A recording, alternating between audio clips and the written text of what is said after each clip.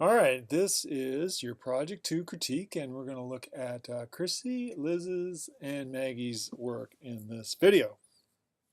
All right, we will start with Krissy and take a look at her posters. Last year's trends could help a family in need this year. Americans, on average, throw away an astonishing 80 pounds of clothing a year by donating unwanted items. Instead, you can keep your clothes out of the landfill and help your community. Good. I love the structure of the poster, and posters are this relationship between image and text, and I think you do a really good job of emphasizing things like last year's trends. I like how it's using this negative space and this white and the white balance here, and then you take the blue. There's a nice balance there. But you also deal nicely with giving me some big, bold text to deal with, but also then giving me some more nuanced information about it. And I think that is a really good poster sort of template. We need a impactful image or images, and we need impactful, bold words, text, verbiage, but we also have this space to give the viewer more. And posters historically, are very large, but we still use posters. I mean, they're posted all over campus here. But I think predominantly how we consume these things these days is, on our phone or on our computer, through Facebook, through Instagram, through whatever it is, ads, etc., etc., etc. And those are all essentially posters. I always worry that we lose nuance. So as these things become smaller, we lose nuance. But this poster is not very big, and we don't lose any nuance. I can visualize it big, but it also functions very well on this sort of small format of my screen. And that's a difficult thing to take in consideration in this day and age. I would not want to be a web designer, man. I mean, because you have to design for people's laptops, but you also have to design for their phones, and to have one thing work on both of those effectively, that's hard. I've had so many websites on my phone that are just horrible to navigate because things get too small. Anyways, I really like the visual connection you made between your photograph here and then all this trash behind you. It's almost seamless, but I like how you break that seam up where you have this border around it, because it makes me consider them as different things. They are visually one and the same, but simultaneously they're also different, and that is really part of your message, and that's very well played. So nice job on that. And I mean, the whole poster looks professional, well done, executed, interesting, engaging, dynamic, all those things you want out of it. So I like it. And this one, when I first look at it, it looks very similar to the previous one. The one thing I do notice, this yellow shift, between one to the other, that's actually the boldest thing that jumps out at me. I mean, the text changes, but just that yellow, and then the design of this symbol is very kind of aggressive, and as it should be for what it symbolizes. But so it really jumps out at me. Then, of course, in this poster, we have, like I said, the same image, the same juxtaposition of the clothing and the trash, but we changed up the text, and now it says last year's trends are this year's landfill. America's on average, throw an astonishing. So what is the true cost of that outfit? So you're dealing with the same issue, but in a nuanced way, and I think that's good. The posters could say dramatically different things, or they could say nuanced different things. You chose a nuanced direction. And so when we look at this and analyze what does this poster say differently than the previous one, their big message is the same. But what you do hit me with is, I like the change at the bottom where you ask, so what is the true cost of that outfit? Because now you're not just telling me something, you're actually asking me to think about it. And I do personally prefer that sort of dialogue as opposed to somebody dictating to me.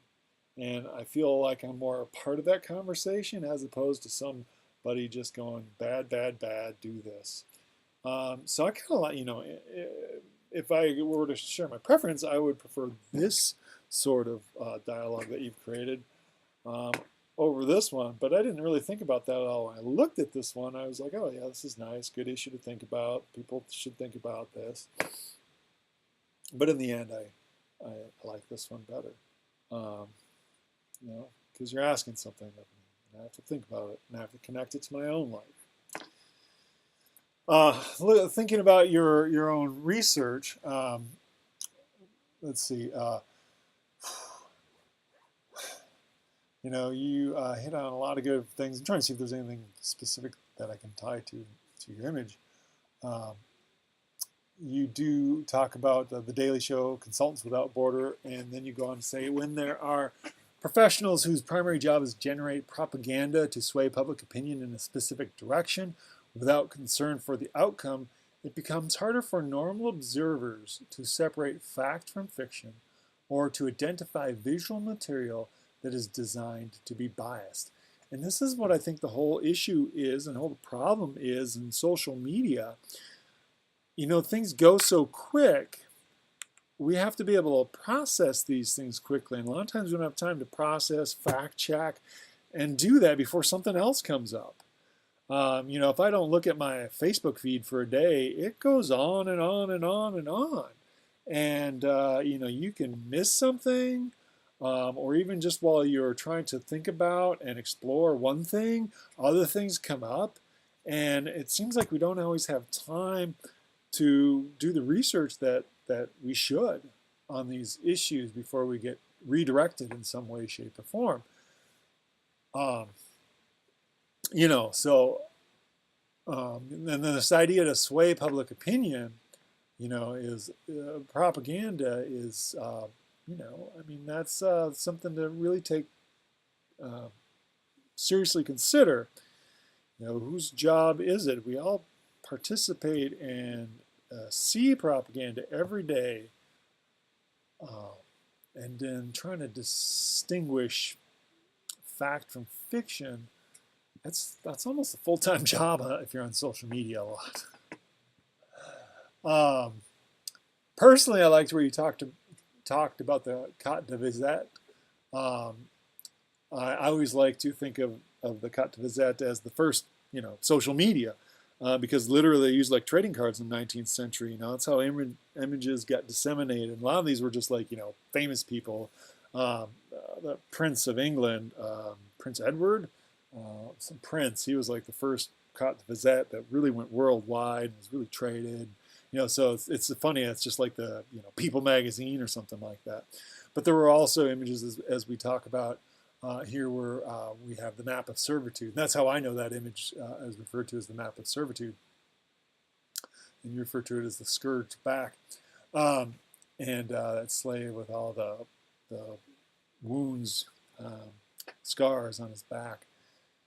And trading, then how different people reacted differently to that image. You know, most of us see that image like, oh, that is so horrible. And that was the intended effect.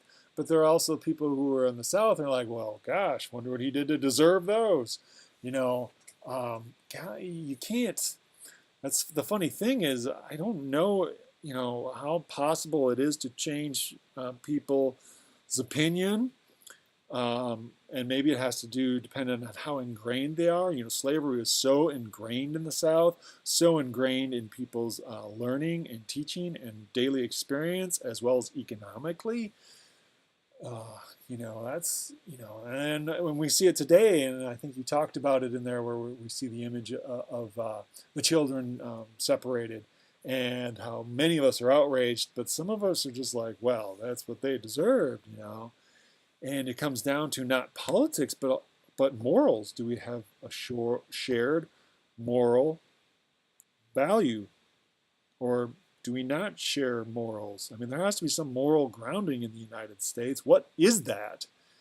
If, you know, a third of the population is like fine with the separation of children, is that really then an American value that we're not fine with it? Or is that something up for debate?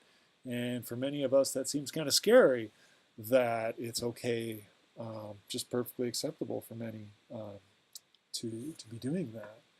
And that creates some real consternation in many of us. All right, so, okay. you did talk about the power. The last thing you said is the power of visual images in social media is that it can reveal truths that we may not encounter in our daily lives, but that we hopefully can no longer and will no longer ignore once presented with them. And that's the whole idea, with the scourged back, sharing that, bringing that to light. Somebody in my previous critique I did, they talked about how this inundation of images almost desensitizes us, to violence. So there's this balance between how much is too much and how much is the appropriate amount. Does it desensitize us, or does it make us aware and ready for action and to create a better, more moral culture? That's an interesting, quandary that we're left with. But anyways, good job on the posters and good job on the research. All right, let's move along, and we're going to look at Liz's posters. I like the simplicity, the boldness, and the directness of this image. The help in red, and everything else is pretty much grayscale, except you have the word green down here. The word lifeline in green. And, so there's a nice focus on, the expression that you're giving lends itself very much to this image. And then we have this suicide prevention. So there's like a nice boldness and simplicity that gets communicated with this. You don't need anything else. You've got the word help, which grabs us. The expression in your face grabs the viewer and gives a level of like something's wrong here. And then the information on the bottom left, just simple, bold, and a number. And I think any more visual information than that would probably detract from the message.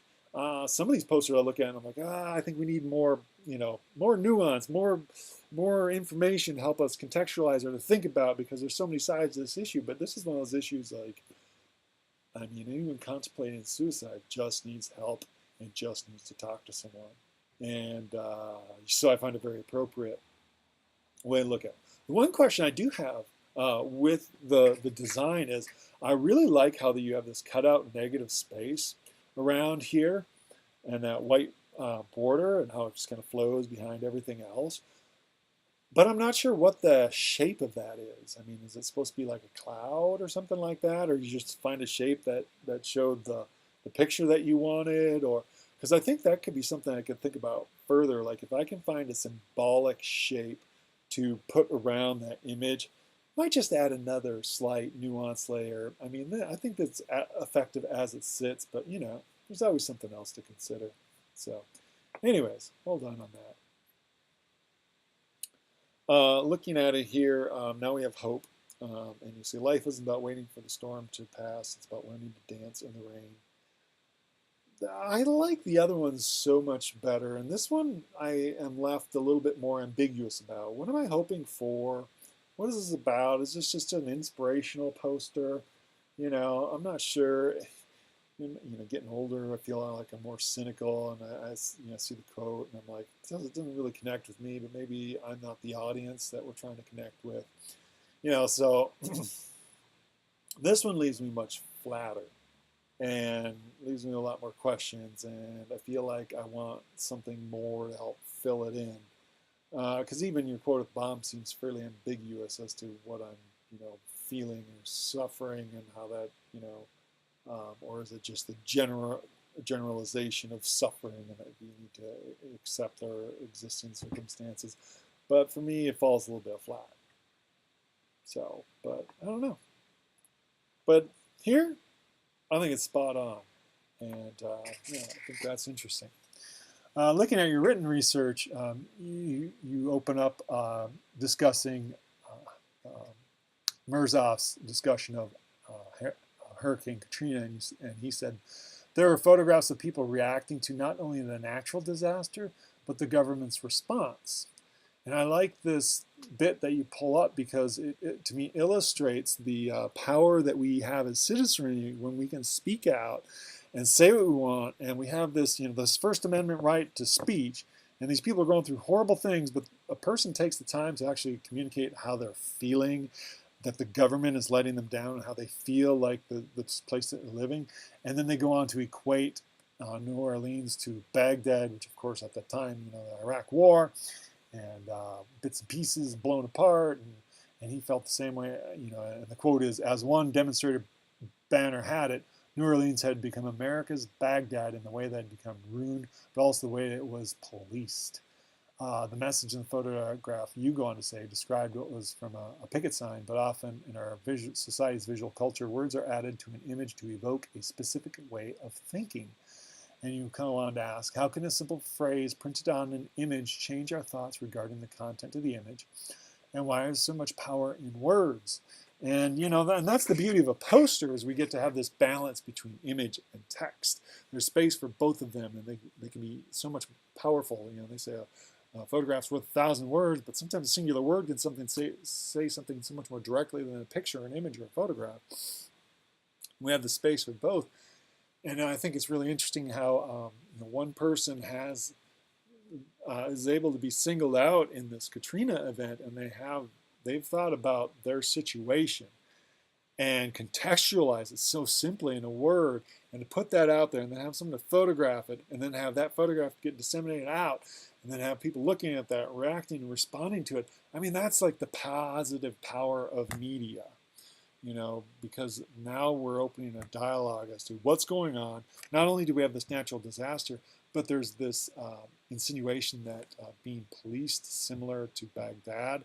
And we can really see that come out, since then with all the videos we see of minorities being shot and killed by police, or run over by the police, or whatever it is, this abuse that's happened. And it's been felt for a long time, far longer than this. But it can come out, and one person's message can make that. I thought that was a powerful thing to point out. So, yeah, and reinforce that. He said, however, with one simple word, the artist directs the thoughts of the viewer in a specific direction. And I'm talking in terms of that banner and Katrina, but you were talking about Fairley, the design of his posters, and Hope poster with Obama. It's how that, it can be so powerful, one word. If we can distill these complex issues into one word, it can be really powerful. But that is really, really, really hard when we're dealing with complex issues. How can we distill it down into something palatable for the rest of people? And what are we saying about the quote unquote rest of the people when we say the rest of the people need it simple and visually or verbally palatable? Is that really where we are? Maybe. Yeah. So I also appreciate how you talked about in your process utilizing GIMP, your frustrations with GIMP, and I understand frustrations with GIMP too. I've had them, I've experienced them. It can be a powerful tool. I love the concept of the open source and the free, and but it also is a little bit clunky and laid out differently in Photoshop. And it can be good, but you got to take some time to use and explore it. But I like how you talked about finding Instagood. There's something I had not heard of, and there's all these things, these tools out there that make things so much easier. And that's a thing. I'm in the Midwest. Midwest, hard work. We appreciate hard work and a lot of. But if you can find a tool that allows you to communicate quicker, easier, that's good. I think it allows us to push that dialogue further. I think digital photography is good. My whole experience in education, undergraduate education, was all darkroom. Really come to appreciate digital because that ease of it can push the ideas further if we really try and capitalize on these tools, and that keeps getting pushed and pushed and pushed. And you talk about using your phone and Instagood. I think that's a good thing for me to be aware of, and other people to be aware of. Even Photoshop at this point looks kind of labor intensive compared to some of these other tools that are available to us.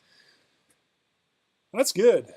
Photography has always evolved towards a democracy, and I hope that always continues. And though it does create some consternation for those of us who try to be professional artists in that, because anyone can be an artist, and that's good, but it also ups the game. All right, I think I'm out of things to talk about there, Liz. Gonna move on. Okay, looking at Maggie's work. Everyone knows that vaccinations save lives. What some people presuppose is maybe they don't. And I like there's a little ambiguity in here, and then you have the negative image of this. And that personally, as a photographer, I recognize that negative positive relationship, and kind of puts a darker tone on it for me, because just the word negative is of course negative. So there seems to be some heaviness in here. The poster, I do feel, leaves place for dialogue, where I don't think you are overtly one way or the other with this poster.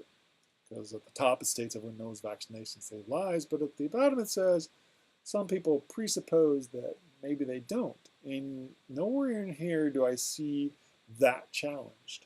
So it leaves a dialogue between these two things. So, that's, in my artist mind, good. But I like the visuals. I like the text. I don't know if I want to, maybe, I don't know, maybe if I could have just a little bit more negative space here. I actually want, this child's head. I want to push this text just below him.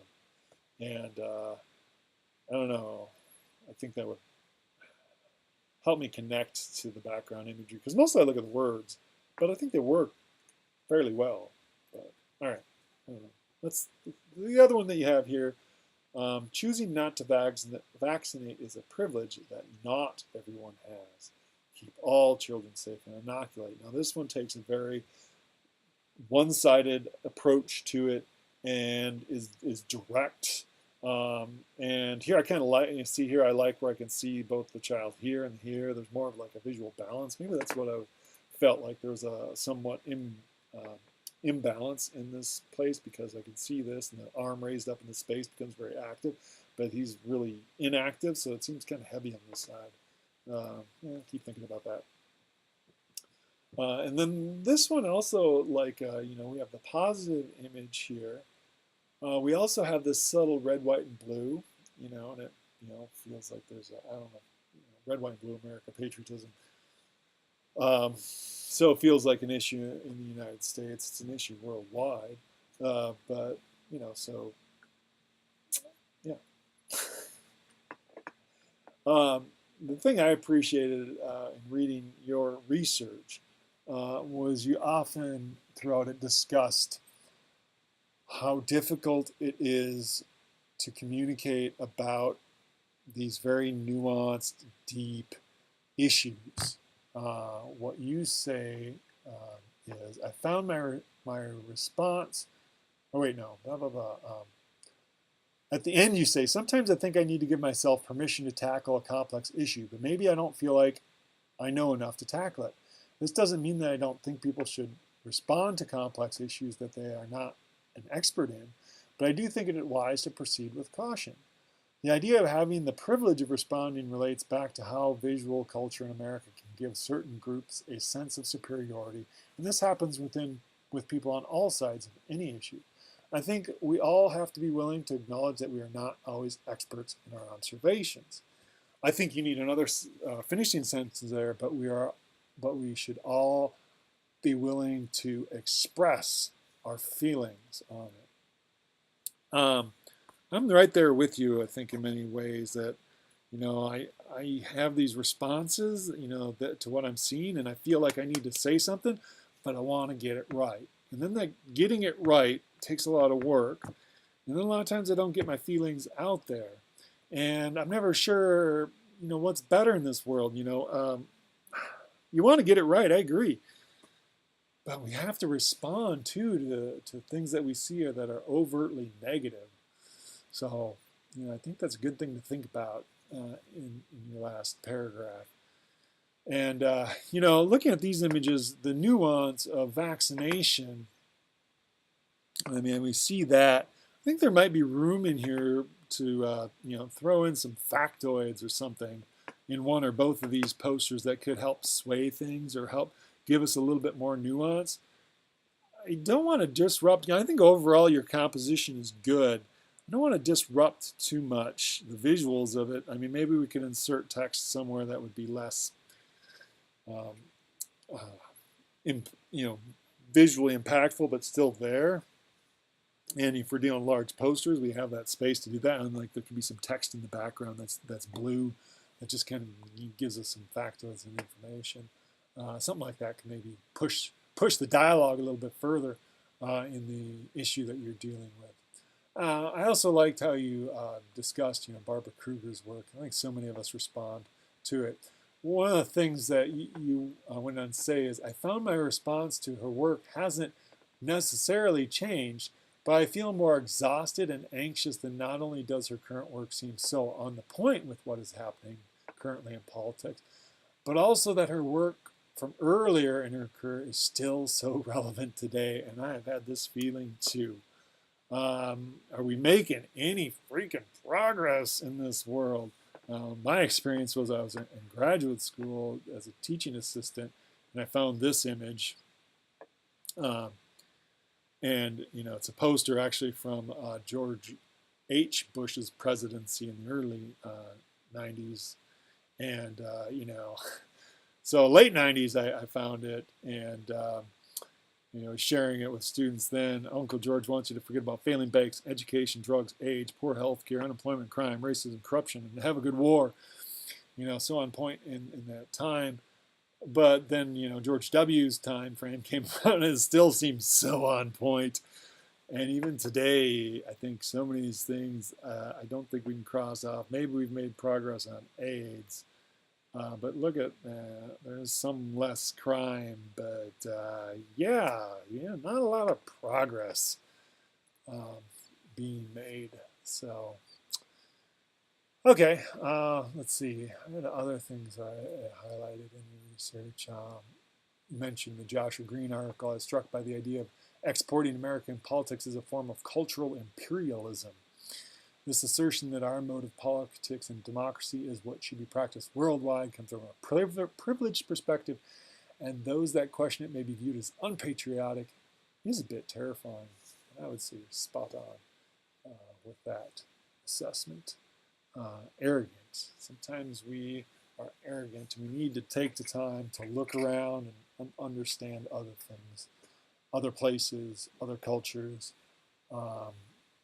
more in depth. And yeah, that's hard to, and it's so hard to do in the United States. This country is so big. You get to Europe and you can drive a couple hours and you can go through 2 or 3 countries. Europe or in the United States, I can drive for 3 hours and not be out in Nebraska yet, and I'm in the middle of it. So, it's one of the disadvantages of the size of this country is that inability to explore very different cultures. You have to make a real concerted effort to do that. So sometimes we are limited in our perspective because of that. Anyways, I think I'm done. So I'm moving on.